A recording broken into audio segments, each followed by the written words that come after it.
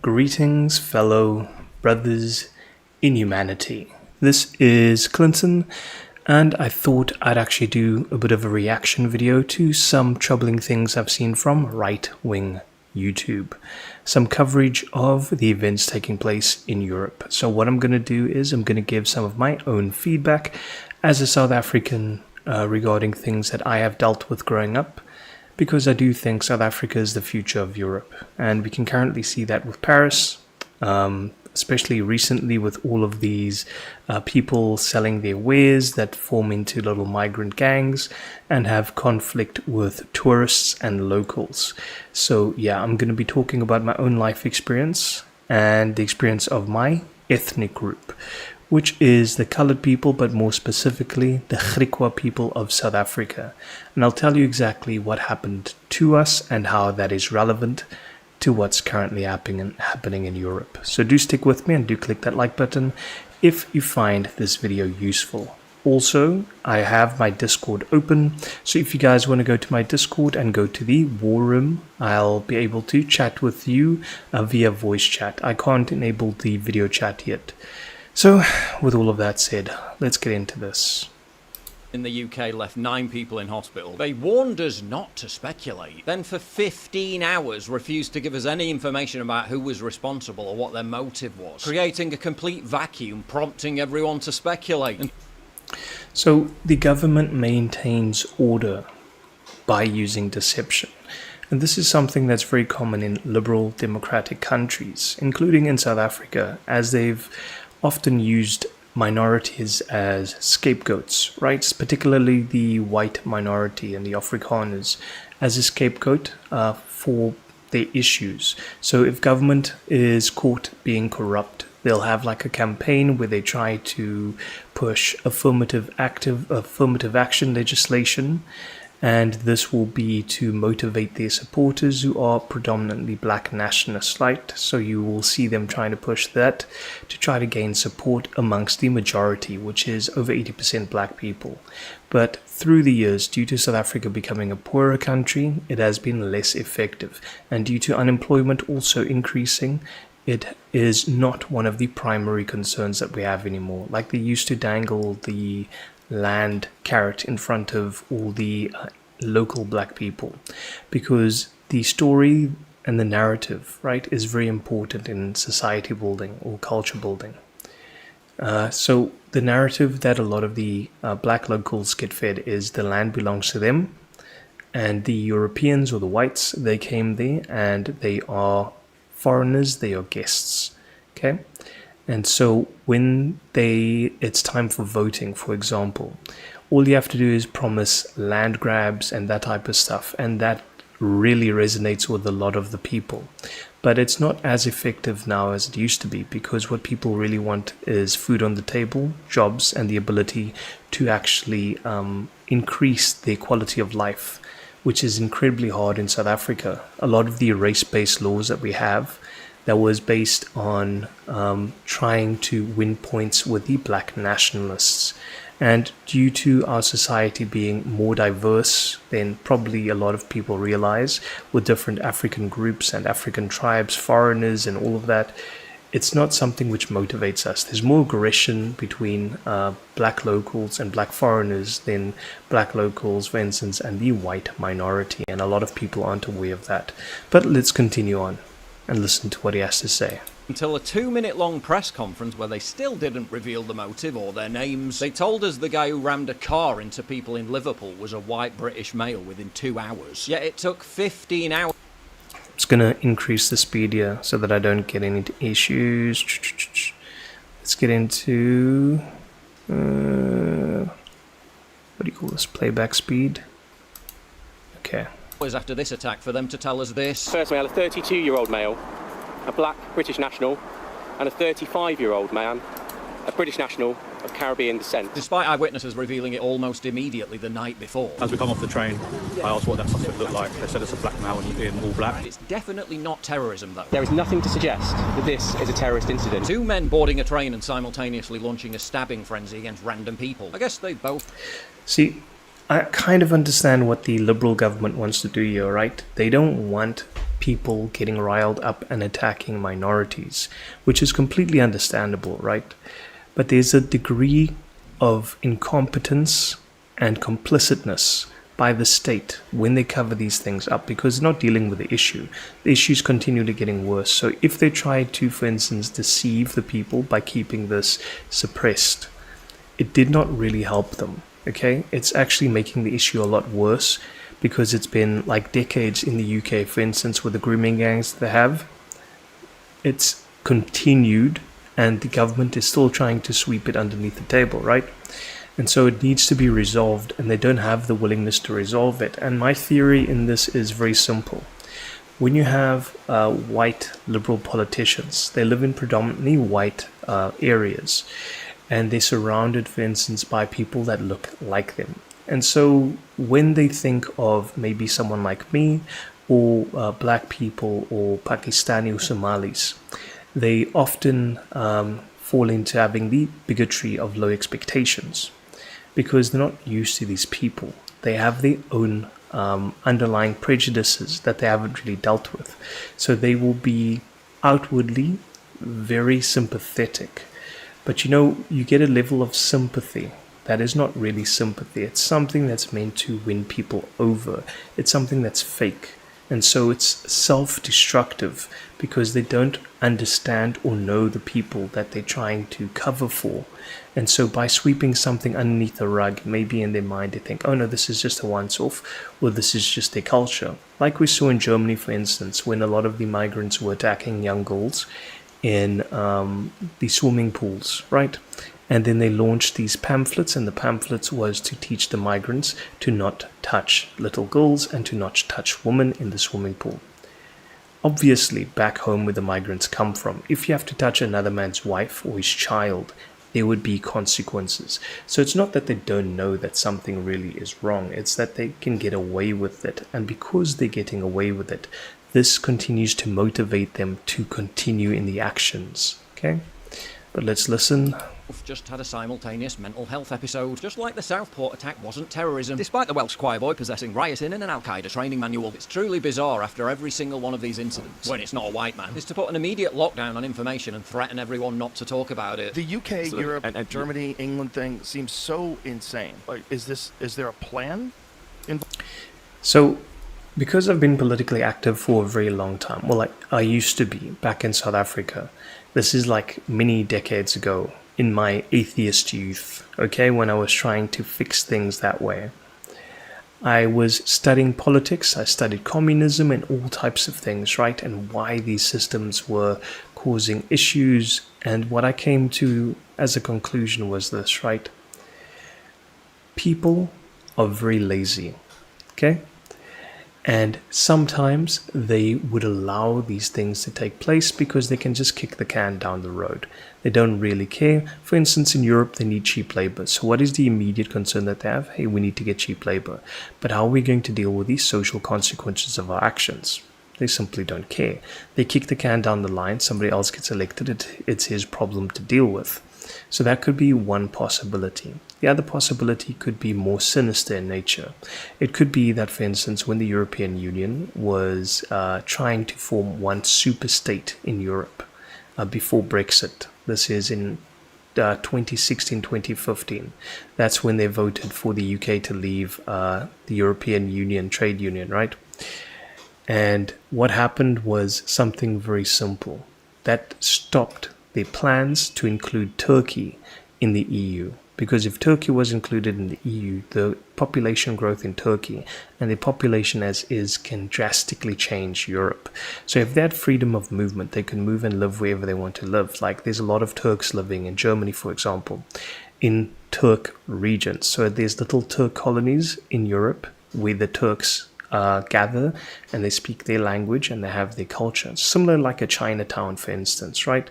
But Chinatown isn't as aggressive or invasive as, for instance, a Somali town would be, okay? Or a Pakistani town would be, because those cultures, they are very antagonistic, okay, to local customs and local cultures because they believe that their way is the right way. With the Chinese, they come from a culture where respect and honor is a very important thing. Perhaps, I suppose, in Somalia and Pakistan, they also have a system of honor, but it is a very different system of honor. For instance, if you looked up how Christians are treated or minorities are treated in Pakistan and in Somalia, you'd see how persecuted they are. For instance, in Pakistan, they used to kidnap, or they're still kidnapping, Christian girls and forcing them to convert to Islam, for example. And obviously, this isn't to all the Muslims out there, but many Muslims do, in fact, in radical Islamic states. They do this and it gets swept under the rug. And so, for instance, in Pakistan, they used to have a large Christian minority and a Hindu minority. But due to this degree of persecution, it's almost non-existent today. And so that's kind of what's happening in the Somali and the Pakistani colonies in Europe, right? They're forcing the local people out, and then they have a Pakistani colony. What do? You marry somebody back home, you bring over kids, families, they don't even speak the language. There is no need to do it because the local schools will adopt their language to reflect the demographics of that area. And so slowly the entire country starts changing, one region after the next. Now, how can I draw a comparison to this and South Africa? In South Africa, we used to have apartheid, okay? Racial segregation. But it wasn't just really racial segregation. It was also in some senses religious, because somebody could be outwardly white looking, but because they were Muslim or something, they would be put in with the mixed race people, classified as colored people like myself, right? So they could be blonde hair, blue eyes, but because they're Muslim, they would be classified as being colored, for example. And so that's how the segregation system works. It's basically a problem for us to deal with. So the colored people are probably the most victimized group in South Africa. For a very simple reason, right? In the 19th century, I keep on saying simple reason. In the 19th century, my people, we just came out of slavery. So in the early 19th century, there was a leader by the name of Adam Cook. His mother was an indigenous woman, and she was violated by a European person, okay? And so she fell pregnant and she had a child, and that child was later named Adam Cook. So a good man took him in, also of European descent, and they raised him. And when slavery came to an end, they gave the the colored people, they weren't technically Griqua at this point, they gave them weapons and they gave them like a form of compensation. Okay, something that modern people in the US push for, right? Certain people of certain persuasions. And so they were compensated, and what they decided to do was to leave the Cape Colony and to move further north to establish their own country. And so they traveled north, they came into a lot of conflict with different tribes, but eventually they established 3 different nations. They had Philopolis something and Griqualand and all of this, which was close to the Eastern Cape. And then also some group broke away. They were called Busters, and they went to other regions like Zimbabwe, I believe, and Namibia. And so they're part of the same mixed race ethnic group as the colored people. But because the British landed, the British saw that they had diamond mines and they took over, and so those countries were completely eradicated. And we had to suppress, or rather they had to suppress to remain in power, that Griqua identity, because the best way to control people is to erase their history. And so what they did to the Griqua people, my ancestors, was to educate them, okay, with their version of history, and to neutralize their will to be a state again. And that was extremely effective what the British did to them. And so we fast forward, for instance, to post-Apartheid South Africa, where it was so effective that colored people didn't have a good leadership at the end of apartheid. And so even though the Griqua nations fell, we were still the minority in what is called the Western Cape. And so in the Western Cape, what happened to us was they flooded in different groups and different races, and that pushed my people to being the minority. So post or pre-apartheid, we were a clear majority in the Western Cape. And then because it was so developed, it was very appealing for people from other provinces, Black Africans, to move to that state. So I'm a mixed race African. They are Black African. We are divided racially like that in South Africa during apartheid. And so they have very different cultures, for instance, to us. Okay, but obviously if you go to Eastern Cape, the mixed race people are more friendly with the locals, and so they adopt more of that customs and cultures. But basically this destroyed us completely in the Western Cape because we didn't have competent leadership to push back, and so we just accepted it. And this was advantageous for the ANC because they tried to take over what is called the Western Cape or Western Province by flooding it with people that are loyal to their party. And so they continue to do that and to try to change the demographics because it would benefit them politically. Something similar to what happens, for instance, in the UK when they flood the UK with refugees or illegal immigrants. They can change the voting patterns. Obviously, in the US, you also see this. For instance, they try to do it with the Mexicans, where they get people from South America in and Central America, and they try to get them to vote Democrat, for example, right? That is a liberal democratic strategy. And this video will probably get flagged as promoting replacement theory or something, but it's a legitimate democratic strategy to change demographics to win votes. It's very simple. That's how they maintain power.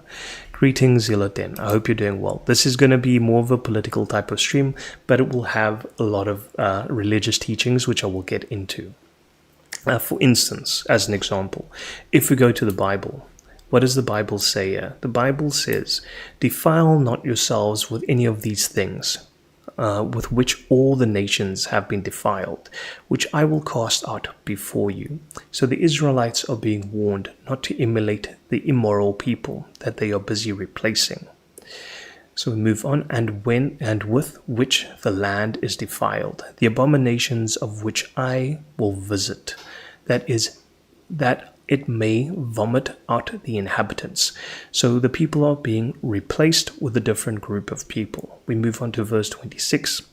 "Keep ye my ordinances and my judgments, and do not any of these abominations, neither any of your own nation, nor any stranger that sojourn amongst you." So the law of the land, okay, the faith of the people must be reflected in that region, or they will also be vomited out, as we will read on. "For all of these detestable things the inhabitants of the land have done, that were before you, and have defiled it. Beware then, lest it in like manner," I can't really read through these dark glasses, okay, "it vomit you also out, if you do the like things as it vomited out the nation that was before you." So this was one of the things that actually convinced me to leave atheism, okay? And I kind of went into a form of deism, okay? Because I saw the rationale here. I saw this wisdom, and I saw what was happening in countries where the demographics of the nation was being changed. For instance, with colored people, we went from being hyper-conservative to suddenly being a liberal.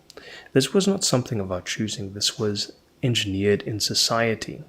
And this led us to have very messed up family lives. For instance, there's people out there with multiple men that they were involved with, and now they have multiple children. In the 1970s, something like that would be completely unacceptable. They would force, for instance, a girl to be married to the man that she was made pregnant by, and she would have to remain married to that person until the end of her life. Now, I'm not promoting that yet or anything, right? But it helped maintain society, and it helped us have a form of morals, okay, that is rooted firmly in the nuclear family. And we saw that, and it was firm, and it could endure. And so the moment that, for instance, the Liberals took power, the ANC took power, they put social grants and all of these other things in place, and this also motivated people to no longer be dependent on the nuclear family. Same thing again happening in the US. And this led to a destabilized family unit where a woman will have multiple children with different men, and their identity will be destroyed. Like right now, not anybody really cares. The vast majority of my people, they don't care about the history of the Griquas or anything like that, because we've been so shaped by the state to not care about these things, to erase our own identity and all of these other things, right? We don't care about it. We are a people adrift. And this is exactly what they want to do to the Europeans. They want them to be malleable. They want to shape them and form them the way that they want them to be. And the way that you do that is you add a little bit of diversity. Okay? Diversity is perfectly fine in some instances. But when being used as a weapon to destabilize a region so that you can mold the people however you want to mold them, it becomes completely unacceptable. And this is again why I refer to these verses in Leviticus, because we see what is supposed to be the guiding principles of a nation, which is their faith. And once you let go of your faith and you become secularized and you let the liberals take control, your nation goes downhill. And unfortunately, that's what happened to the UK and Europe, Western Europe. Is this incompetence? Is this ignoring the fact that they don't have a handle on it, so they're trying to silence dissent? Like, what is happening? What's happening is that the orcs are now in the shires. I talked to friends of mine in England, and I was like, hey, aren't you worried about this? They're like hobbits, frankly. So it's You see, so they're like hobbits. Hobbits don't really know, okay, what's going on in the world around them. And it's by design. In fact, J.R.R. Tolkien based the hobbits on people he knew in small town England, the hobbits in the Shire. Since they have almost no exposure to the dangers of the world, they don't realize that they're there. The main priority is to righteously assert with barely concealed relish that they were born in Britain. Both were born in the United Kingdom. As if that somehow... Yeah. So, a funny thing, the biggest difference here, right? You can see the way that I look. When I was growing up, and for instance, we had issues with black people, because obviously different people, they don't get along, and I don't blame them, but kids are kids. What I was told was go back to Netherlands. Okay? I don't look like I belong in Netherlands. Okay? But this is what was being told to me growing up, because I was a few shades lighter than someone else. Then I was also told to go back to Indonesia, because apparently my people have some ancestry from the Java Islands. It's also kind of funny because I'm married to a Filipino, right?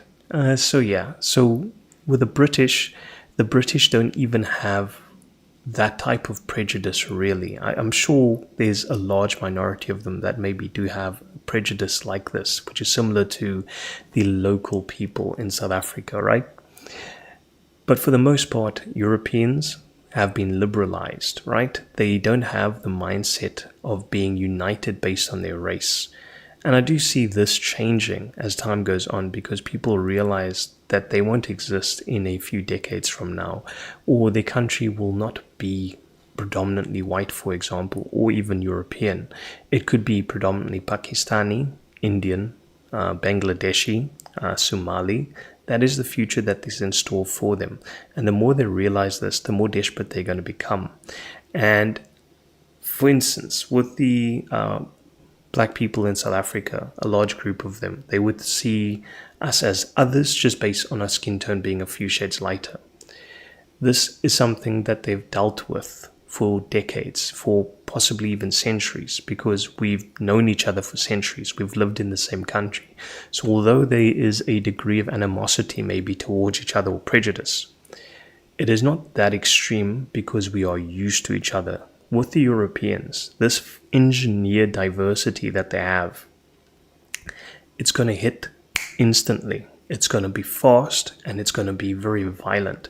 So politically, I see it as a pendulum, right? The pendulum is swinging and now it's at the right side and it's about to swing very hard and very violently back, right? So either the left wingers are going to gain political power again, and they're going to double down on what damage they've already done to the countries.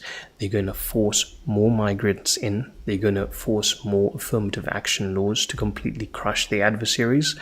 Or the right wing is going to become extremely violent as they gain power, and they're going to try to fix the problem, which is also a big issue. And I used to be left wing and right wing. Okay, so let's just listen to this finish. We've got a lot of videos to get through. Makes it okay. When all these atrocities were carried out by people born in Britain, after Southport we were told that information about the suspects would be released quickly to avoid the spread of misinformation, an approach they only seem to follow when the suspect is a white British man. The police seem to have backtracked because after this So again, I hate to agree with this, right? But I can understand the reason why they're doing it, because they don't want mobs to form to seek justice, which is exactly what would happen in any other country. stabbings, there was reports by Her Majesty's Inspector of Constabulary saying that the police had to fill the void. They couldn't let misinformation spread. And, you know, we see the Home Secretary saying, don't speculate. But after the horrible incident in Liverpool, where I was in your studio, within 2 hours, it seemed like the police had learned their lesson, because they were saying that the suspect is a white British man. So we're now 11 hours after this incident. There's all sorts of descriptions being released. The police must have a very good idea who these suspects are. I think we've been let down by the full. So the police is using misinformation to try to negate some aggression from the locals. Like I said, I can understand the reasoning behind this, right? But it will end up leading to more violence down the line, because people don't feel like they're getting justice from their own justice system. What do you do when you don't get justice from your own justice system? You seek justice yourself.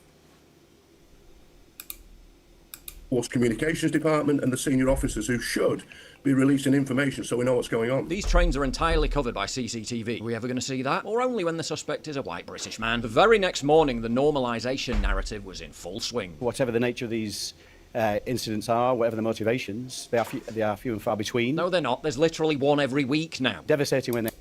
So yeah, the crime has gotten so bad in Europe, right? I've saw videos from Paris that I'll play, and I'll play some videos from Ireland later. It is incredibly extreme.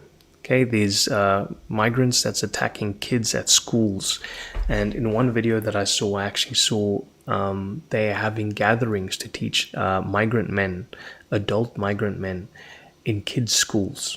And this reminded me of when they pushed gender theory to the point that they allowed a trans woman that didn't go through gender reaffirming surgery or whatever, right? They were just basically everything is intact, and they were arrested for how do I say this without getting banned?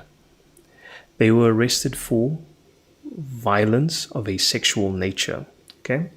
And then what they did is they put the biological men in with female prisoners, and obviously bad things happened. And so they're aware, obviously, of the migrant issues in grooming gangs and attacks on women and so forth, and on children. And then they put them in a primary school. So you can only logically come to two conclusions here. It's either they are planning for such a violent right-wing move to push the immigrants out, and that is by design, or they hate the locals so much that they want to punish them. Okay, because you can't say it's incompetence. Incompetence left the door 10 years ago, right? You can't say it's incompetence when you have so much information available to you that it is not a good idea. They happen, but we've got to carry on. Just carry on, just accept it. No, believe it or not, we once lived in a country where this didn't happen all the time. Now, not only does it happen all the time, the media's largely moved on from it within days. And you can't let these people win. They won't win. Yeah, burying your head in the sand, pretending this is infrequent and tolerable, is letting them win. Adolescence didn't work, making it a bit hard. So that Adolescence movie was kind of funny on Netflix, right? It got a lot of backlash because they changed the race of the main character. Okay, so it's based on a true story, but the real boy was a black boy, okay? And it was actually, it's so complicated because they're trying to force issues that minorities have onto issues like they're trying to race swap it so that they can sweep it under the table. Order to buy kitchen knives on Amazon didn't work. Maybe airport security at train stations will. Digital ID cards. Asking why our society suddenly seems full of savages who randomly attack people, well, you're not allowed to ask that question. Governments and central banks have been on a silver buying spree, skyrocketing the price to all-time highs. Don't care. I'm a crypto bro, and yeah, the market currently is just killing me, bro. Let's get over here. Biden has all the tools to succeed in this. Yeah. While we're doing that, I've kind of, there's this person that I know, and he's kind of looked at me and gone like, have you got anything we can use in case he comes through? There's at least 10 ambulances, 12 ambulances. We had a So, let me get to the story again. Okay, yeah, let's get going. Awesome. Sponsored Okay. Dolly Varden Silver. Ticker symbol DVS on the NYSE. To learn more and invest, click the link down below. There was a girl, bless her, who was really, really in a bit of state because the guy actually tried to stab her, and one of the older guys, was an absolute hero, blocked it with his head, and he's got this like gash. He has gash. Yeah, that's a real man, okay? He blocked a knife with his head so that someone else wouldn't get stabbed. His head. He's got I think, a gash in his neck, and he's we're kind of giving him like a jacket to keep pressure on the blood. And while we're doing that, I've kind of, there's a person that I know, and he's kind of looked at me and gone like, have you got anything we can use in case he comes through? There's at least 10 ambulances, 12 ambulances. We had a Jack Daniels bottle between us, and that was it. So we're kind of sitting there with one Jack Daniels bottle, just looking down the end of this. The reaction from shitlibs went precisely to script that being seen as racist was worse than stopping people being killed. 10 people being stabbed on a train, and all they can think of is spreading their hatred and racism minutes after people have been taken to hospital. I don't understand how people can complain about racism, right? That is already telling, because you're jumping on that train. Instead of trying to fix the issue, you're trying to sweep it underneath the table, and you're making an enemy of your own group, okay? Because it's like empathy, but self-destructive empathy to win political points, and that's not actual empathy. It's vanity. Critical conditions. The only reason this country has gone to shit is people like you. Oh, really? I thought the reason the country had gone to shit is because there's people Oh, narcissism, not vanity. on trains carrying out mass stabbing attacks. No, apparently the country's gone to shit because there are people who ask why there are savages on trains carrying out mass stabbing attacks. Huntingdon shows a problem we have in the UK, the racist hatred of so many people who are desperate to use any crime or any possible crime to smear and spread hate for anyone who isn't the right type of person. And there I was thinking the problem we have here in the UK is innocent people being stabbed to death all the time. For all Yeah, things are only going to get worse, and it looks really by design, okay? Either to cause the right wing to have a severe pushback to get rid of the immigrants in a very violent way, which I think is actually unlikely, or the left wing hates their own group so much that you're trying to mock them while destroying them. And that also does seem to fit what's happening a lot with the left wing online engagement, because they really hate the right. They think they're in some kind of religious war with the right wingers, right? And that is how bad politics is. You should never be left wing or right wing. You should be Christian if you're in the West. That is the principles that you should be living your life according to. That should be your governing principles. Okay, we're gonna play a different video. My wife and daughter are asleep, so I have some opportunity right now to actually do some live streaming. I thought this was an interesting one. Okay, let's get here.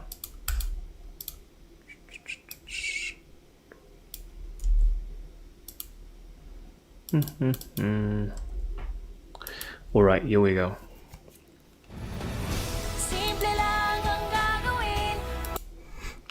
Yeah, you can hear I'm in the Philippines. Now, all propeller. All right, let's get this done.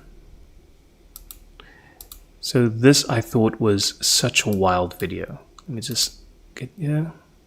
All right. Check what's happening in Ireland. Hotel where a migrant, an asylum seeker that was supposed to be deported, stayed in the country, and a 10-year-old Irish girl that was in... So they violated a young girl, okay? And this is what I told you was so scary about what the left is doing. They're allowing grown migrant men, okay, into kids' primary schools, and that's where they're educating them. And then I saw this like one journalist, right, he's recording the migrant men looking at the little boys and girls through the railings of the school. They're like watching them like wolves. And yeah, man, I could tell you what I would do as a parent, but obviously parents have. But what can a parent do that's at work like 9 hours in the day, right? When his kids at school, it's becoming a big issue, and so obviously it's causing society to push back. And if you know anything about the Irish aren't known for just sitting back and taking it. As you can see, things are massively kicking off here. There's probably well over 1,000 protesters. Unfortunately, this isn't the first crime we've seen like this, even in the last... Yeah, let me put the... I don't want to get in trouble. Where is this playback speed? There we go. Last year or two. So things are really reaching the boiling point here. What the fuck? Sorry to anyone watching this. I did put the adult the thing on, right? So this is for adults. Just a reminder, if you are not 18 or older, please don't watch, because this guy is known for swearing. This follows the rape of a 10-year-old girl by an illegal migrant. So yeah, it's that brutal. They're allowing these migrants to get into primary schools, okay? And maybe not in this instance, a school was involved, but that is exactly what they're doing. And it's so bloody scary to me as a parent that they would do this. Like, they think it's either a good idea or they want to slight the people that live in that area or terrify them out of it by doing this to them. And it reminds me of, for instance, some places in South Africa. Like, I grew up in Philippi. Okay, that was where my people used to stay. My great-grandfather had a farm there, and we would live there, and it was a very lovely area. And then after the fall of apartheid, when apartheid went gone, okay, it disappeared. It caused people from other provinces to move there, and then they built informal settlements close to the main road, because if they want to be heard, it's good to be at a main road. Okay, let me explain why to some of you that don't understand. Say, for instance, you want to riot to force the government to bend to your will. If you have access to a main road or a highway, that is basically an artery. They will either have to negotiate with you and your leaders, or they lose millions daily, millions of dollars daily, right?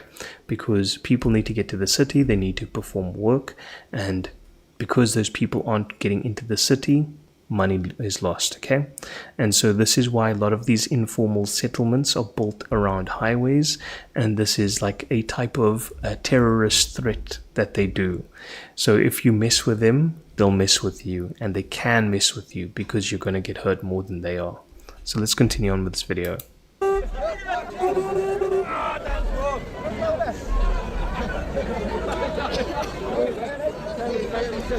Yep.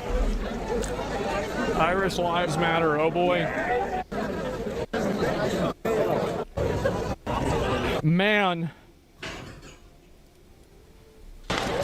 And this is happening right now. They're hunting illegal migrants. I think that the backlash from the illegal migration speeds there is going to be really, really bad. I think that you guys have not even seen the opinions that people really have yet. Growing up in a multicultural society, I can imagine it. Okay, in South Africa, for instance, again, we had these xenophobic attacks when a lot of migrants came over and the locals got mad at them. What they would do is they would burn down the migrant buildings and the migrant workplaces and the migrant shops and all of that, right? They would chase the people out. And so I understand completely what the state is doing when they try to suppress the stories because they don't want a violent reaction. But because this issue is not being solved, the can is just getting kicked further down the road. People are taking note. And now they understand that the only way they can solve things is by doing it themselves. That is unfortunately what the state has now done to them. You haven't. Like, it is going to be fucking brutal. We're going to see people get lynched. Yeah, probably. Expect that.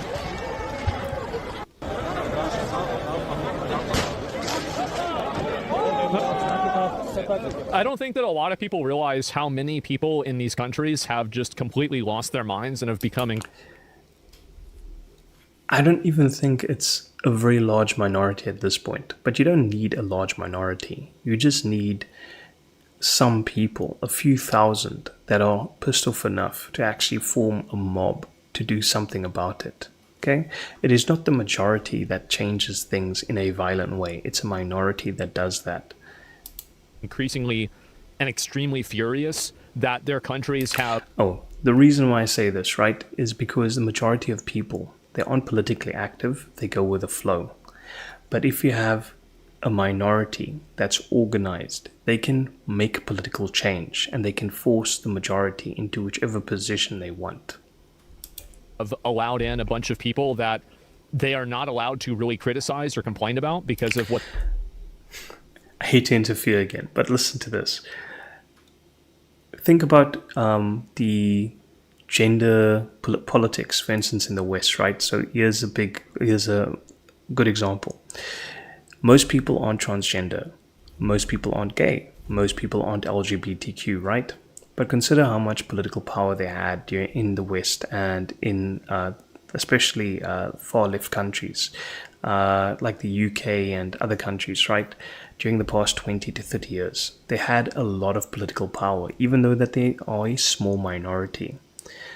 The majority just went with the flow until another small minority started pushing back. You understand? And so now what is the majority going to do? They will go with the course of least resistance. And so right now it seems to be the right wing. Okay, so now they're like, pat themselves in the back. Yes, we are going with the right wing agenda. It's the logical agenda because they're already done dealing with the left for so long. Now they're going to deal with the right in hopes that the issues get solved and the arguments go away. But it never does. What they perceive to be political correctness. And those people are, in their minds, given free reign over the country and not held to a standard that they think they should be held to. This is you have no idea. Yeah, it's really, really, really bad. And I think that what's going to happen is that once there's enough of those people together, they will elect a person that agrees with them. And when that happens, it's going to be really, really bad. And I genuinely... Well, it is already quite bad, right? And here's something to consider as well.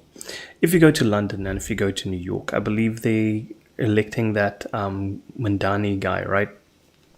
So let's go to London because I'm not sure which way the politics or which way the election's going currently in New York, but it looks like Mandani was going to win. Okay, so let's just go to London. In London, they got Sadiq Khan, who's linked to the Muslim Brotherhood in North Africa, for example, right? And because he has political power, what do you think happened in London? Did you think the immigrants from Pakistani descent, right? They increased in population or they decreased? And which way do you think they vote? Do you think that they vote for conservative parties that don't reflect their demographic? Or do you think that they vote for a liberal party that has their people in places of authority? What would they do?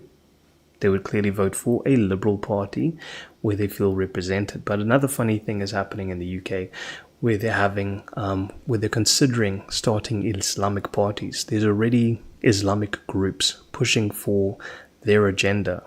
And this isn't a slight against Muslim people. I love Muslim people. Okay? Muslims believe in God. And this is something that atheists don't do. And atheism is the reason why the West is currently in this state. You mean that? It's going to be a horrible thing. And I think that it's been engineered by the current government. The EU needs more Trumps. A good example of a person that I would, like a recent example, is somebody like Duterte in the Philippines. Okay, so, goodness. Oh yeah, it's on. So I'm currently in the Philippines. Do you know how Duterte got rid of the drug trade in the Philippines? He did it in a very, very brutal way. Okay, so he made it legal for you to shoot people, okay, if they are suspected drug dealers or if they're drug traffickers. And that caused a rapid reduction in the drug trade. Now, I'm not for such brutality. I am for peaceful ways to resolve issues. That is primarily where I'd go to.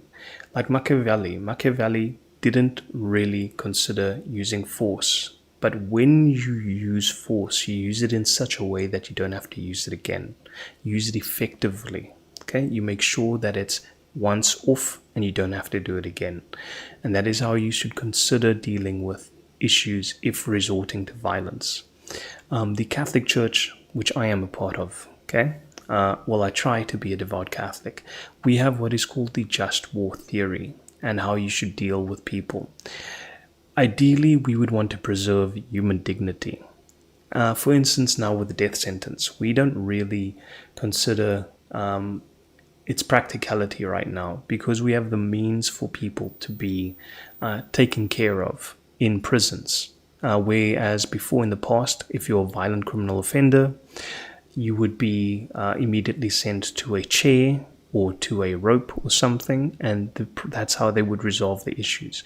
But now that we can offer those people care, we can preserve their human dignity to some degree at least, and we have the hope that they would repent of their sins and they would have a conversion of the heart, and so ideally sinners would repent and go to heaven. That is the wish I have as a Christian in an ideal situation.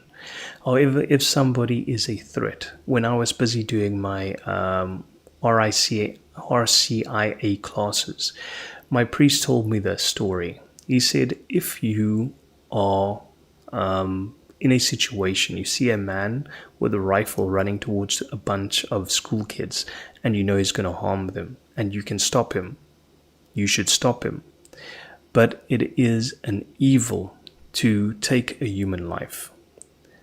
But because you have stopped him, it's not a sin because you've prevented a greater harm. Okay? You've defended the others. And so this is something, a mindset that you need to cultivate for yourself. There's a point where something is a sin and something can be an evil.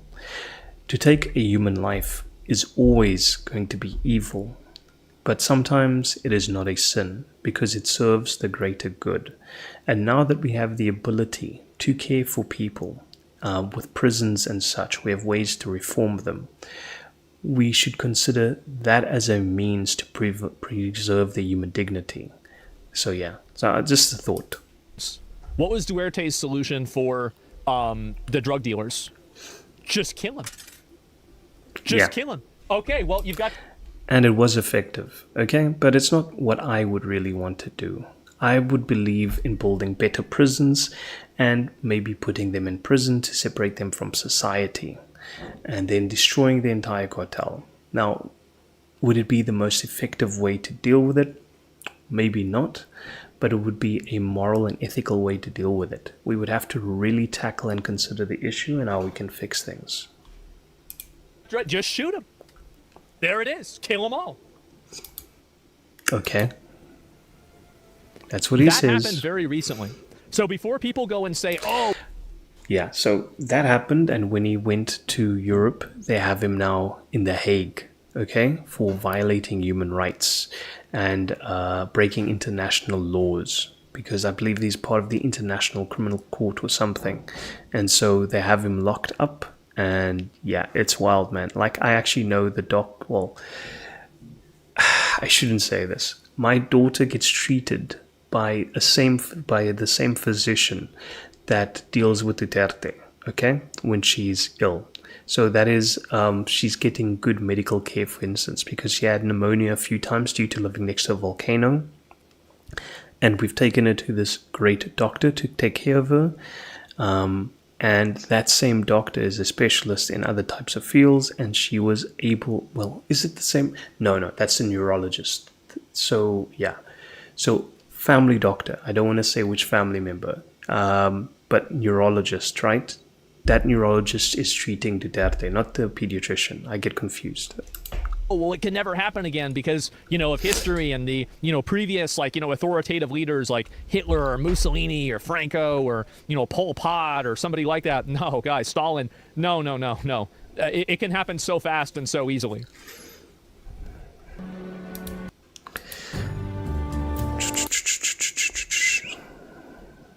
All right. Daily way? Well, in a way, but I think that the difference is that he's going after criminals in this way. I think that these people just want the other people out of the country, period, right? We're having the same anti-migrant marches and protests here in Australia. Yeah, and the problem is that a lot of these people haven't really been able to give a voice. So even in Australia, they're dealing with the same issue, right? Because they've allowed a lot of foreigners from Islamic states to move over there. And unfortunately, that's causing a lot of issues with the locals as well. Okay, like entire region is now majority minority, if you will. Have a voice because they've been suppressed because it's been like, oh, it's like racist or, it's like sexist or, Islamophobic or some other variation of like, you can't talk about this. I'm Filipino. They're still wanting someone like Duterte back. Yeah, of course. Of course. Man, this is brutal. They even have a horse. Yep.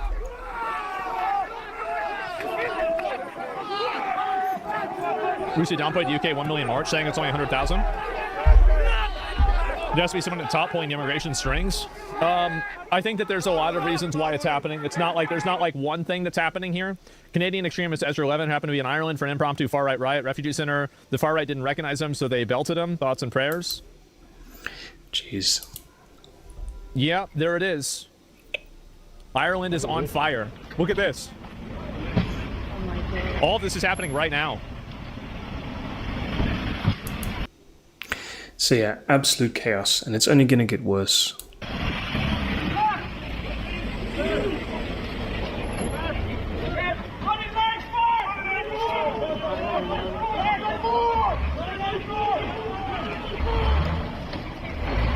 See, the thing is that these police listen to the orders of the government, right? They're going to listen to the... And the government is far left, okay? Even the people that are allegedly right-wing politicians, they're still center-left politicians by my standards, okay? And this is when I used to be a left-winger, and then I became a right-wing. Like I said before, now I'm Catholic. That is the way that I think. I don't think in left or right. That is the modern geopolitical system that I don't want to be part of. I want to be part of a moral Catholic system, which is why I don't support liberal democracy. I support absolute theocratic elective monarchy. I don't support liberal democracy. The orders of the government. And eventually, this is what I think is going to happen, is that one of the countries is going to elect a person that will weaponize the police to effectively remove all of the migrants and probably... So one of the people is going to be elected, and then they're going to either remove the migrants, or a different person will be elected, and they'll remove the people complaining about the migrants, which is already kind of what they're trying to do, right? If you're paying attention. So it's really a flip of the coin, whichever way they're going to go. They're going to destroy themselves, right? I'm going to bring up this verse again so that we can understand what my point of view is. Leviticus 18, verse 24 to 28. Defile not yourselves with any of these things with which all the nations have been defiled, which I will cast out before you, and with which the land is defiled, the abominations of which I will visit, that it may vomit out its inhabitants. Keep ye my ordinances and my judgment, and do not any of these abominations, neither any of your own nation, nor any stranger that sojourn among you. For all these detestable things the inhabitants of the land have done, that were before you, and have defiled it. Beware then, lest in like manner it vomit you also out, if you do the like things, as it vomited out the nations that were before you. So again, this is the system, unfortunately, that they're trying to implement, right? It is Either the left will win, and the morality that they have, which is anti-Christian, obviously, will cause the land to be corrupt, and the inhabitants will be vomited out. And then some other more radical religious group will dominate that land, which is currently what we're seeing. Or the left, which is also kind of, in a sense, secular. They don't have the religious will. They don't have Christian charity. They will force out the inhabitants, which are against them. And this will eventually cause the entire system to change, because then they're going to force out people that have been there for generations, that don't share the same views as them. It's going to get incredibly brutal. And then you're going to have an issue like you had with Germany back in the 1940s and 1930s. Okay, so people don't really consider how Germany got to that point, but we are literally seeing it now. The left is antagonizing the people, the local people of the country, to the point that they are becoming very radicalized. And so now you're going to have two massively radicalized groups fighting for power. And when things get more intense, because they're not really at a point that I would consider extreme, when things get more intense, maybe 5 years from now, when one party gains political power, they're going to seek to completely eradicate the other party, okay, more brutally than what you're seeing now. So for instance, if you're in the USA and you have the Democratic Party losing against Trump this time, the next time, if they win, okay, and I think even Nick F said this, you would move to a different country, because they're going to be out for blood, because they need to completely eradicate their political opposition. And that is something that the right needs a couple of years more to do. Okay, they need to become as radicalized for them to deal with their political opposition to the same extremes, and they don't have that will yet. They're starting now to get that will, that desire to do it. But yeah, so how would I resolve things as a Christian? I would try to implement Matthew 28:19, okay? To baptize all people. You need to get them all on the same operating system. That is my primary concern as a Christian, to have them all on the same operating system serving God. And then they can at least reason with each other with love in their heart. But right now, that love is very hard to find. A lot of their immigrant communities from the entire country. I think that they'll weaponize the military and the police to do that. I think that's what's going to happen. After that happens, I think that once people see it happen inside of one country, it's going to create a domino effect across of Europe. That is the most likely outcome with... Okay, here's another thought.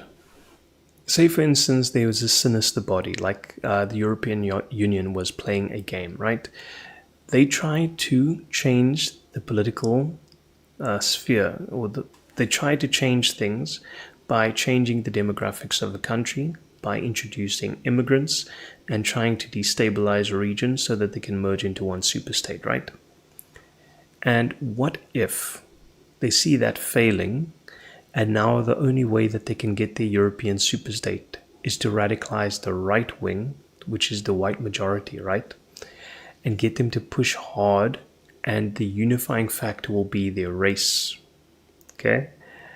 And then they form a European superstate, a racist European superstate, which unity would be through race, okay? And this is similar to South Africa, like I said before. The way that they try to unify, for instance, the black voters, which represent about 80% or more of South Africa, is by having a scapegoat, is by demonizing the white minority. And so this is the liberal democratic system for you. They need a scapegoat. They need somebody to demonize. They don't care who it's going to be, okay? But if the will exists to do it, for instance, if there was a sinister power trying to push for a European superstate, they have a multitude of ways of trying to achieve that, not just one way. These rising tensions. It will never happen. Okay, clip it and we'll find out. Isn't Trump doing that right now? No. Absolutely not. So arresting illegal aliens that are not supposed to be in the country. One base thing that Trump has done recently was when he threatened Nigeria after they slaughtered Christians for decades, right? He's threatened to go in there and to sort out the Islamist extremists himself. And the president of Nigeria kind of played his hand because he says there's no issue of persecution of Christian minorities. That should already tell you how bad the issue is in Nigeria, because if the president of the country is lying so blatantly about tens of thousands of people being slaughtered for the past decade, he's not on their side. Is different than removing migrants that have come in as refugees. These are two very, very different things. Oh no. I hate these ads.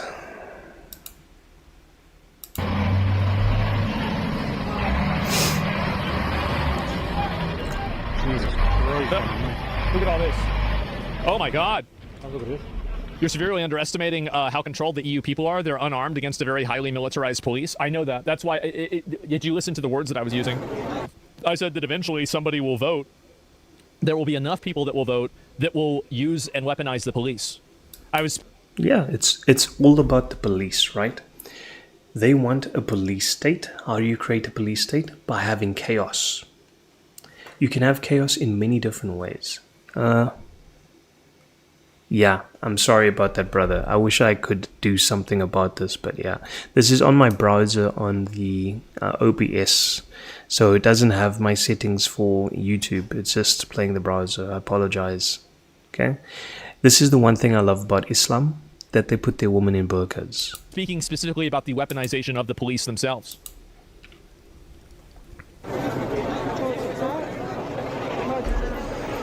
Holy shit, they're setting things on fire and everything. Oh my God.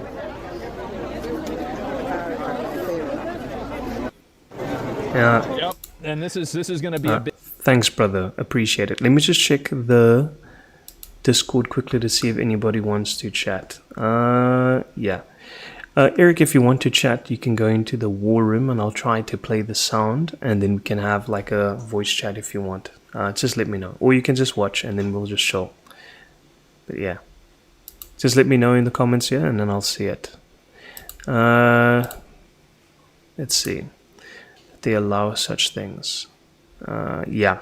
We can change things though, right? We can. There's states in the US that, by the grace of God, right, they actually pushed back so hard that they banned adult materials.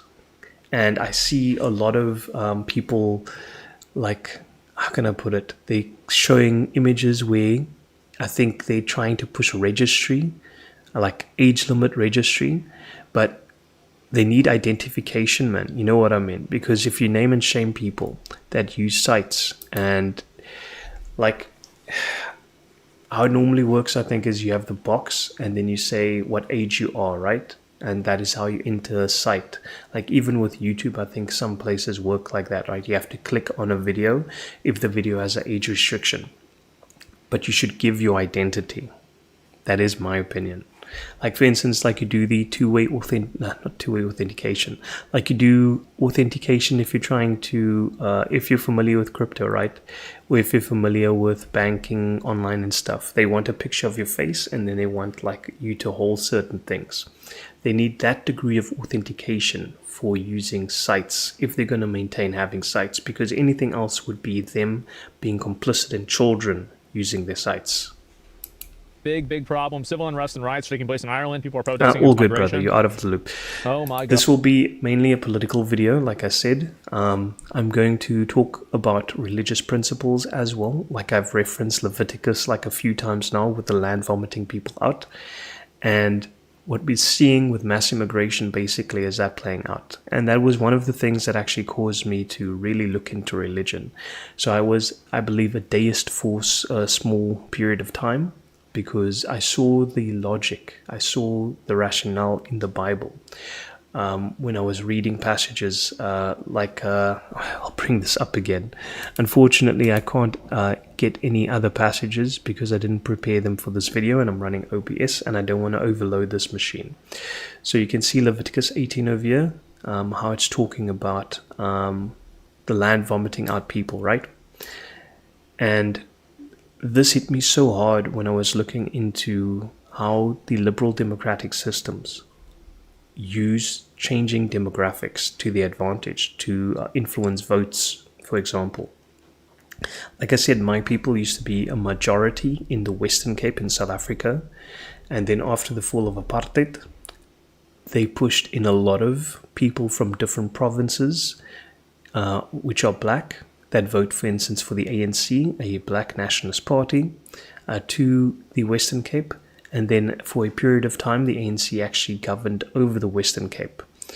But then later on, as my people became a bit more politically active, we were able to get the Democratic Alliance, which is also like a left-wing party, but they govern a lot better than the ANC, for example.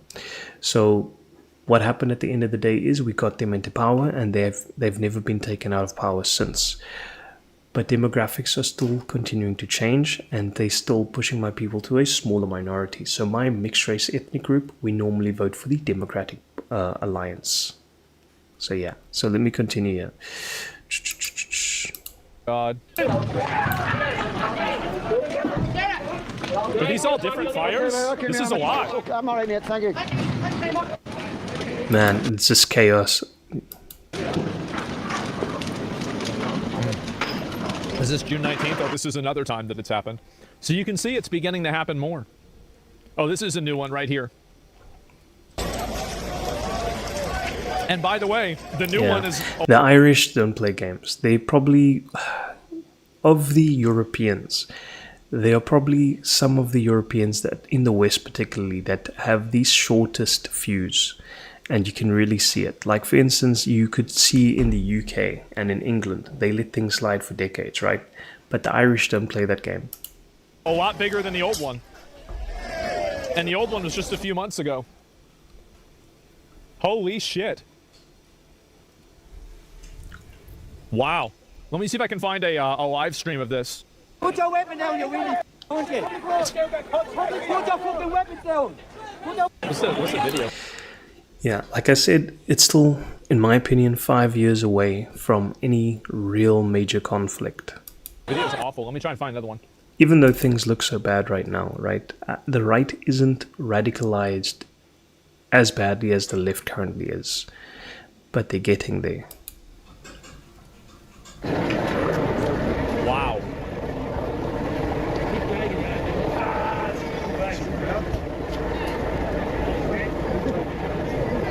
Man. Very, yes, is this the collapse of the EU? No, I don't think that people really... I think that people... No, how can it be the collapse of the EU if this will enable a police state? Okay? The police state will force them to do whatever the state wants. And what the state desperately wants in UK, for example, is to be part of a European superstate. People do have a problem with... Like, I mean, I think the UK has this problem, and the UK, you know, and Britain has, like, you know, the Brexit thing, right?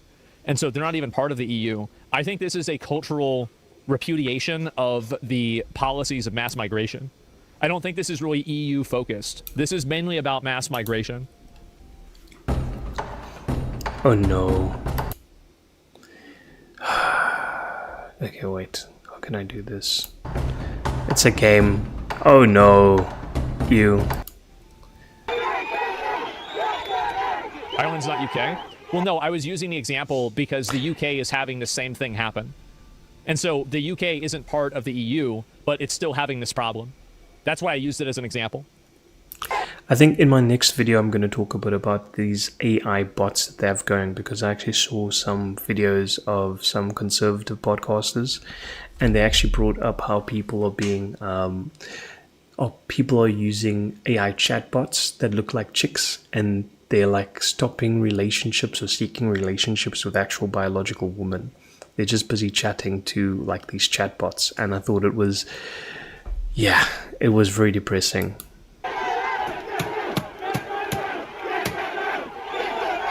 I'm saying this, it's about this specific issue.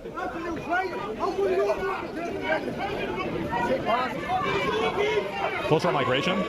I think that a lot of them just don't want, I mean, the truth is that, like, a lot of people don't want a bunch of foreigners with a totally different culture coming into their country. Period. Yeah, a bunch of people also want foreigners in their country that aren't the same as the other groups of their own, like their own group, right? Because they've been conditioned to hate their own group.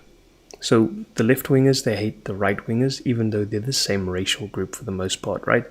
Because they've been conditioned to hate their in-group, okay? And you don't really see that type of hatred in other races. Maybe in my race, because, like I said, for instance, in South Africa, that is basically what they did to us, to destroy us. And so now we are like nomads in our own country. We don't have a solid identity, because when the British came and they conquered us, they destroyed our little countries that we had, and then they had to destroy our identity as a people. And then by the time the new South Africa came along, what did they have to do? They told us, okay, this is the new South Africa. Guess what? You don't have a political leader. Now you're just going to be subject to either the white leaders or the black leaders, okay?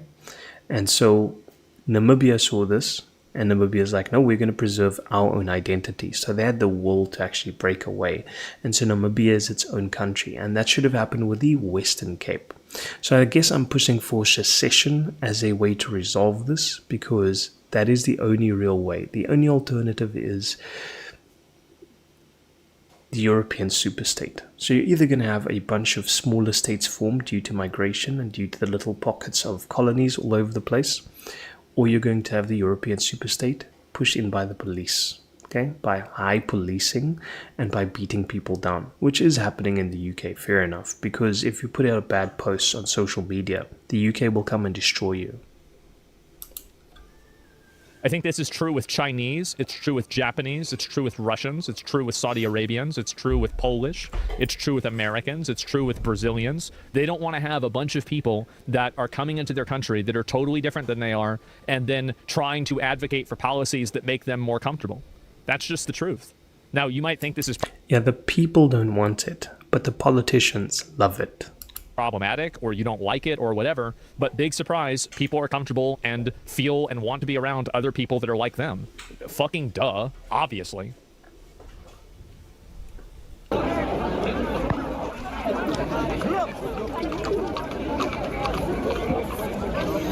Okay, this guy is swearing too much for my liking. He's swearing too much, and so I'm going to move on to a different video. I think the ads that's playing on his type of videos are also gaming ads with women that's dressed quite badly. So I'm going to skip to a different person that doesn't have that issue. So let's see what other videos I've... Oh yeah, this should be interesting. Okay.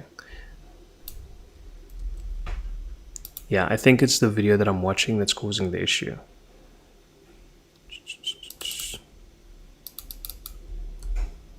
And let's get into this. Back to the channel. It's your go-to crypto buddy here. Today I've got something really exciting. Trading View.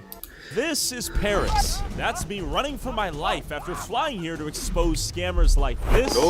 You tried to scam me. 30 total. Let me put the fast forward on, yeah.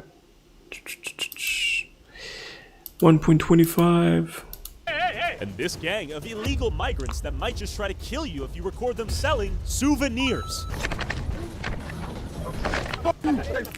So yeah, so out of the European countries that I've seen so far, Paris looks the most like South Africa, okay? It's the exact same thing that happened to us when immigrants came from other African countries. The same type of wares that they sell, the same methods that they use. Hey, donate, you can have this for free. And then it's like, can you give me donation? Can you give me donation? You can't give donation. They take their wares, right? It is the exact same thing that happened to us in South Africa. And I'm seeing it play out in Paris. Oh, what the fuck? Please, God, deport them all. This is not French people, okay? Ah, yes. This is African. Who the fuck? Bonjour, bienvenue à Paris. I'm a stupid American tourist. Let's go find some pickpockets. Hello. How much? Yeah, exact same thing that happens in South Africa. Especially if you go to the waterfront, or if you go to any like tourist attraction, you'll see the exact same thing. This is going to be tougher than we thought, I'll be honest. Ball game? Like ball game? In my opinion, right, because I've traveled a bit, if you really want to see Eiffel Tower, okay, if you really want to see a beautiful country with the Eiffel Tower, go to Macau, okay? Go to Macau, I believe that's the pronunciation. It has, I believe, its own type of Eiffel Tower, which is like 1/4 the size. I've got some pictures at that place. It's so beautiful. You can't even see people trying to sell anything to you because they'd be arrested immediately. And it is incredibly clean. Like here at the Eiffel Tower in Paris, they have this fence around there. It looks ugly, okay? It doesn't look aesthetically pleasing because their country has fallen apart, okay? They have all of these people trying to sell their wares. They have violent gangs. They have people harassing people, spitting on them and all of this because they allowed them to get away with it. And in South Africa, we have less tolerance for this than they do, but we still have the similar issue, right? It's the bigotry of low expectation. They don't want to deal with the people because they think that's how all of those people are. They have a low view of the people, so they don't expect much from them. But people are people, okay? Like I said with the thing with the swimming pool, if you have your migrant people, for example in Germany, they harass the woman. In their own country, if they have to harass another man's wife or another man's daughter, there's consequences, so they're hesitant to do it. But because there aren't any consequences now, they act without restriction. Okay, no worries. Merci. No, it's okay. No, He's touristic. Hey, I want to no. Stop. Close. Hey. It's up. Try some. No film it. Touristic.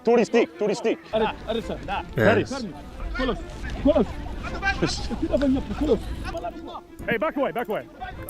Instant violence. I see you, boy. Well, these guys are kind of looking for violence, okay? Just to be fair. They're actually going there looking for footage and for conflict. Get away. Let's go. They shouldn't find it, to be fair, but they're finding it, okay? They're going out there to be provocateurs and they're getting consequences, obviously. But it's what they're doing, okay? Let's not joke around about this. There shouldn't be this type of thing happening. Get out of here. Guess what? Oh, he's throwing the Eiffel Tower at me. Don't touch him. Keep walking, boy. Let's go. 5 minutes in, they're throwing Eiffel Towers at us. You keep walking. Welcome to the most beautiful city in the Yeah, go to Macau. world. If you don't buy the Eiffel Tower, you might get hit with it. It's the most tourist destination of all time. I think you should be able to take videos and photos wherever you want. As I began to scout the area for the infamous cups and ball scammers, I found that these guys selling Eiffel Towers on blankets were everywhere, and they hated the sight of a camera in their direction. Yeah, because if you have a camera, if you have a video recording of them, you have evidence.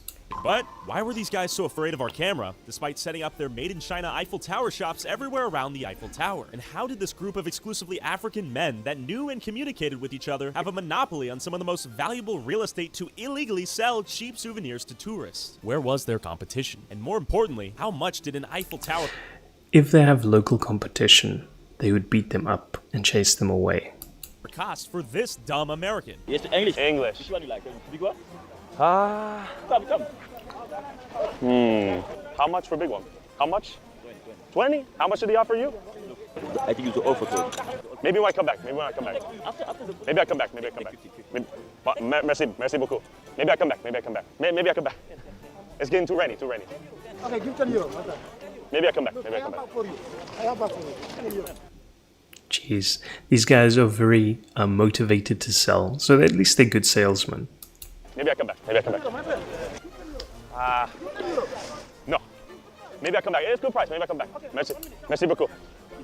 I just don't have that much cash. I need the cash for later. Okay, fair enough, brother. I don't have my wallet though. Merci. While the word no certainly didn't mean no to these guys, before they try to kill us, I want to show you the good old classic bait and switch you forgot to read the fine print taxi bike scam. How much for Louvre? Yeah, so this is so wild. Like, I'm looking at South Africa, okay? And because South Africa was obviously colonized by Europeans, and a lot of the structures that we have look very similar to what's happened, like structures in France and the UK, right? And demographically, it looks the same to me as South Africa, as where I grew up. Move. Is the Mona Lisa. 30? Yes. Let's see how long it is. 20 minutes. Should we do it? Yeah. So it's only 30? So, only 30? 30, yeah, boy. 30 euro? Yeah. That's it? Yeah. You're not going to scam me? Allez. Okay. 30. Yeah. Per person? Yeah. 60? Si, ça c'est normal, ça c'est long. It's 5 kilometers. Why would it be double for 2? 40 euros. Good get. Niet. Jeez. Yeah, you see the ads? The ads changed to being not women anymore because they're actually going for the gamers. Because gamers are gooners for the most part, okay? That is what I've noticed. So if you have somebody that does gaming content, like Asmongold, they will have gooning content, like gooning ads on it. But this guy doesn't have that issue, thankfully. With Monday.com's intuitive work management. 30 for total? Yeah. Do we trust him? Yeah. 30? 30? Well, this scam relies on you not reading the actual sign, them not bringing up the important detail that the price you've negotiated is per person, or them just outright lying to you about the total price. If you're aggro enough and you call them out on their shady tactics, you might only get half screwed over. Thank you. Merci beaucoup. Yeah. Bye-bye. Nice. Bye. They're all connected, though. They all know each other. Yeah, it's a network. A thieves guild, I believe is said in a different video. Right as we got off of our bike taxi, I saw two old ladies about to hop in one without fully reading the sign. Let's see if they're about to get scammed. Real quick, excuse me. How much are they charging? 20? Total? Can I see the paper? Per person. You know, I'm just making sure you know it's per person. You read the per person? So I'll charge you another 20 afterwards. Okay. Okay. Just a little sneaky, that's all. I think we help them, whether they realize it or not. Now they know. Some women are complicit in their own demise, and that's a lesson you young men should learn early. Hey, do bike? Yes. Bike? How much for Eiffel Tower? How many people? 2. Okay, so already bored of this video. Let's see what else I've got here. Yeah, this is the important one that I wanted to check out. Yeah. It's 2 of these. Because this one has videos of, what do you call it? Well, he's gonna have gaming ads again, so I'm not gonna play him. Okay, I'm just gonna go directly to Sargon of Akkad, because I've actually watched him since, goodness, what was it, 2010? Here we go. It's every day now that something utterly horrific happens. And we're just supposed to carry on as if nothing is untoward, as if this is normal. And you can't help but think, yeah, this is kind of what the plan was for multiculturalism, diversity, the Blairite liberal order. This was the plan all along, right? To make... In the 1990s, many European politicians came to South Africa and they were promoting South Africa as being some kind of successful multicultural experiment, okay? They promoted it as a form of utopia, okay? And then they thought, oh wow, look how the diverse people are getting along after the fall of apartheid. But there was so much lies that the people had to deal with, okay? One of the biggest lies is the ANC is some type of liberation movement. The ANC is a communist movement. The only reason why they became like a political rights movement is because they saw how effective Martin Luther King was in the US. So they decided to change their approach, and that way they could actually push their agenda. And it was very successful because they gained power. We are thankful that they are so corrupt in South Africa, because the moment that they gained power, they actually started stealing a lot, and they finally tasted the wealth, okay?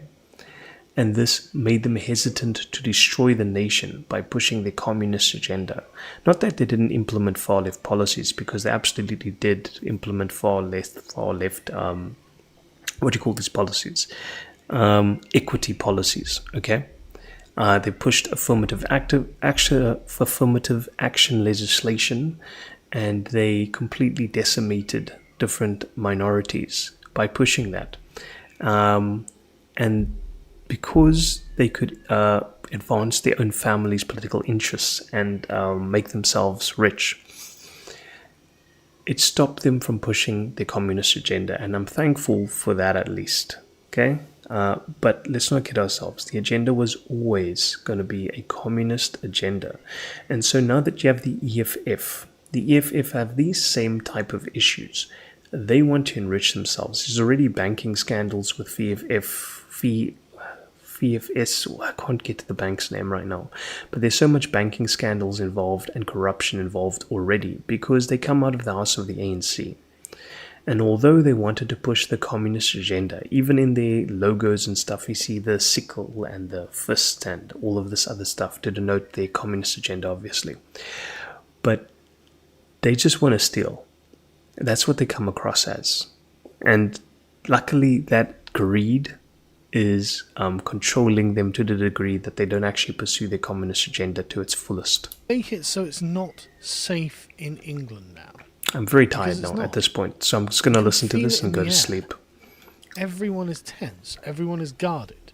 And it's because you just aren't safe. You're not safe at a kid's dance class. You're not safe when you're walking your dog or getting the train home. Random attacks by immigrants and ethnic minorities are just a normal part of life now, and we're expected to just suck it up. Suck it up. This is how things are. You wouldn't want to be racist after all, would you? We'll cover the train stabbings on the podcast tomorrow properly, because more information... Yeah, let's make this ×2 to make it go a bit faster, because I really need to get to bed. It's quite late. Currently, the Philippines is dealing with Typhoon Tino. And I just want to kind of see how it goes outside here to see if I have to do any repairs or cleaning later when we wake up in the morning. So yeah, so far it's not that bad on our side, but in the central Philippines, it's terrible, man. Like there was even an earthquake, goodness, a few hours ago in Negro, okay, which is a region in Philippines, Negro. And yeah, I think it was just under 6 on the Richter scale. And so it was obviously quite bad. And with the typhoon already hitting the central Philippines, man, it's wild. I must have experienced like at least 10 different typhoons at this point. But let's continue on. Let's listen to what he has to say for a few moments and call it a day. I'm so tired of living in a dystopian hellhole. Oh no.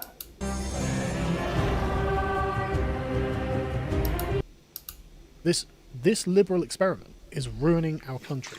It's making it so it is just not worth living in, which is why so many people are leaving. And after every atrocity, like the stabbing in... Yeah, so you see what's happening, right? They're leaving. For instance, in the US, in Detroit, I believe, there was a region that was predominantly white. And then what happened is it became predominantly black. And then because of mass immigration, now it's predominantly Mexican, Spanish, or rather Hispanic. So that just demonstrates to you, right, how this whole thing plays out with changing of chairs. And we go again to Leviticus 18. The land will vomit you out. And thankfully the Mexicans, the Catholics, inherited it, right? For now at least. So yeah. Thank you all for watching. I'm incredibly tired. I think this has been a successful test. I'm going to see if there's any issues with the internet on the playback, because I'm going to just watch this video to see if it skipped or if it stuttered or if the internet connection was smooth. I will be using this channel to do more political content with religious undertones, and on Pope Defenders I'll dedicate that to my apologetics work, if you will. But ultimately my goal isn't apologetics work, okay? My goal is to push for an absolute theocratic elective monarchy to govern the world. The entire world must submit to Rome, and that is the only way that we're going to have peace in this world, in my opinion. Yes, the Pope himself is not an infallible political leader. He's a fallible political leader if he had to take control or take the rails, if you will, the reins. But it's a lot better to have a structured religious system that is governing the world, then having a liberal democratic system that plays changing chairs constantly with different demographics so that they can win elections. And if you, for instance, had a monarchy in Europe, a proper monarchy that catered to its people, there wouldn't be this game being played, because they understand the necessity of maintaining the ethnic majority in a region, right? So they would be completely shocked, for instance, 100 years ago, if they had to see how the liberal democracies have organized society. For instance, in Minnesota, I believe, in the US. I believe Minnesota is in the US? Yeah. They have Somali groups that have now become the dominant demographic in those regions. And so they vote for Somali politicians. They vote for maintaining Somali schools that have the Somali language on their curriculum. And basically, it's just a Somali colony. And you see this all over the place, right? These little colonies forming. And the only reason why these colonies have formed, this is such a unique time in human history. It is the only time that we're actually seeing this play out. Okay, my mind is a bit tired, but I'm going to try to articulate this to the best of my ability. We are living in the only time where it is normal for demographics to change just in a few decades, because that group votes a certain way. And if you go to democracy, I believe democracy we've only really had for the past 100 or so years. No, it's now 100 to 200 years that it became the norm in society to have democracy. Before that, we didn't run on that system. And since that system has been implemented, we see these pushes for changing demographics. And this is not something that you would deal with in a theocracy, because in, for instance, a Catholic theocracy, respect the national identity of people to the degree that we have liturgical rites in the Catholic Church where we cater to, or the Church caters to, that demographic. For instance, we have the Byzantine Rite for Greeks, and we have the Latin rites for those that are Roman or choose to be represented by the Latin side of the church, right? Where we used to have liturgies solely in the Latin language. But now we have something to cater to more people that are part of the larger group, the larger rite within the Catholic Church, like, for instance, the Novus Ordo, which is a form of the liturgy, right? And that's to also, in a way, preserve your national identity, okay? And I make a joke sometime about being a globalist Catholic, or a Catholic globalist. But the only reason why I make the joke about being a Catholic globalist, right, is because it's in reference to Matthew 28 verse 19, where God instructs us, He gives us the command to go out and baptize all people in the name of the Father and of the Son and of the Holy Spirit. All people, all nations. That is the goal. That is the operating system that we must function on. And we tried multiculturalism, right? We really tried that system, and that system really just doesn't work, because eventually they're going to fight for dominance. That is the most logical thing that's going to happen. People fight for power all the time. And if you're telling people that their culture is the same as the culture, or equal or better than, right, the culture that they're coming into contact with, the local culture, they're going to continue to hold to their ways of life. They don't need to integrate since it's equal or better, because the point where you're saying it's equal, in their mind already, pushes them to believe that their culture is better, because you are a push over, right? And that's what we're seeing all around. Multiculturalism doesn't work. It's a competition of survival of the fittest, and you don't have to have that competition. Thank you all for watching. God bless all of you. Yeah, I've checked out all of these things. Thank you so much, Eric, for joining me. I'm extremely tired now, but I'm glad this test worked. I need to consider doing lives on Pope defenders, but it will be more structured This is just mainly a test to see if I can play all these videos on my system without having any issues. And I really wanted to take a look at these videos and to give my input as a South African, because like I said before, South Africa is the future of Europe, which we are currently seeing with many different countries. And it needs to be considered, and you need to look, for instance, to Middle Eastern countries and the way that they deal with radicalism there, to deal with that type of radicalism which is now rising in the West. Yeah. Thanks, Eric. Thanks so much, man. God bless you. Yeah. I will be doing Protestants Say the Darndest Thing, episode... What am I at now? I think episode 4 or 5. That will be launching on Pope Defenders, hopefully Thursday or Friday. So yeah, I'm trying to do a longer form content for that, and I'll try to do more animated stuff on it to keep it going interesting.